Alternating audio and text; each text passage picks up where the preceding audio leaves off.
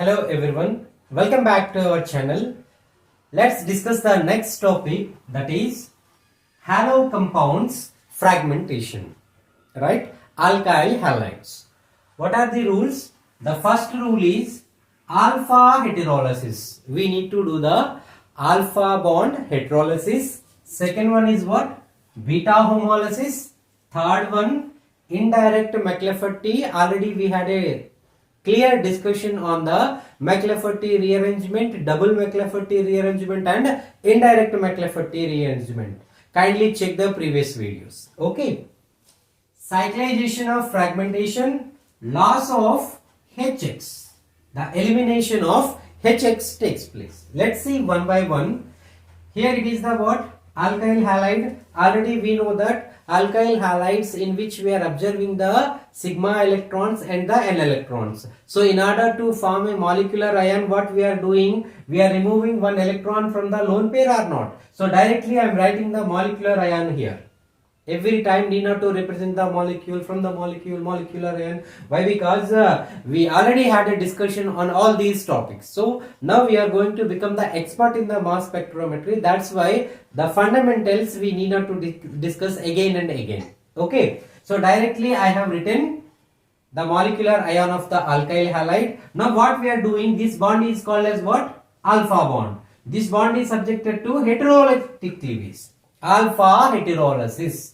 So X already having the positive charge, we are giving the negative charge. The plus and minus will be neutralized or not. So X is removed in the form of what? X radical. Thereby we are getting RCH2 plus. This M by Z value will appear in the mass spectrum. Okay. The second step is the what? Beta homolysis. This is alpha bond. This one is beta bond.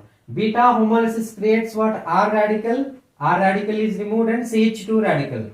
The CH2 radical and X radical can form a pi bond. So this ion will appear in the mass spectra.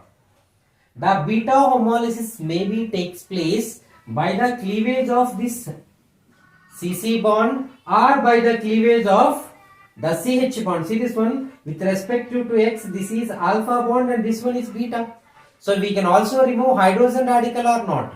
Here R radical removed, here H radical removed. So we are creating radical here. This radical and this radical can form a pi bond. So this ion is going to appear in the mass spectra. If the molecule containing long carbon chain, what happens? The elimination of HX takes place. The cyclization phenomena takes place. See this one. This is the molecular ion alpha, beta, gamma, delta bond. The delta bond is subjected to homolytic cleavage. Thereby what is happening? R is removed in the form of R radical or not. So here we are creating radical or not. So this radical and this radical can form a single bond. Thereby we are getting the cyclic cation. So this one will appear in the mass spectrum.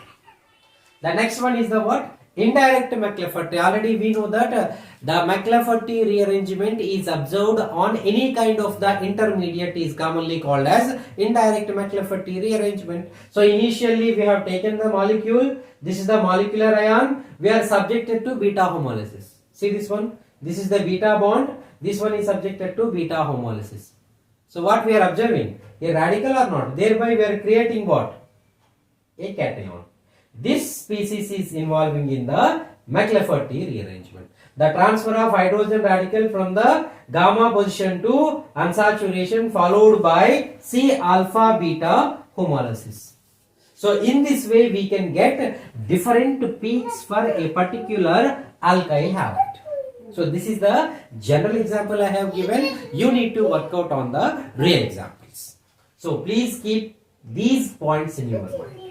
Okay, so this is about the fragmentation procedure of halo compounds. Come to the next type, alcohols. We all know that alcohols are three types: primary alcohol, secondary alcohols and tertiary alcohols. What the people are saying, in case of the primary alcohols, we are going to observe three peaks: M-1, M-2 and M-3. In case of secondary, we are getting two peaks, M-1 and M-2, but in case of tertiary, There is no M minus 1, M minus 2 or M minus 3. This is very important question in mass spectrometry. How can you distinguish primary, secondary and tertiary alcohols? Right? In case of the final semester examinations, the people are going to ask this kind of question. So the answer is what? In case of primary alcohol, we are getting 3 peaks. Secondary alcohols, we are getting 2 peaks. In case of tertiary, we are not getting any kind of M minus 1, M minus 2 or M minus 3 peaks. Let us see. This is the molecular ion of the alcohol. We know that alcohol containing sigma electrons and the lone pair electrons. So we need to remove a single electron from the lone pair to create the molecular ion. So directly I have written the molecular ion here. Okay. Oxygen is getting what? Radical cation. Here this is alpha bond. This one is what? Beta bond.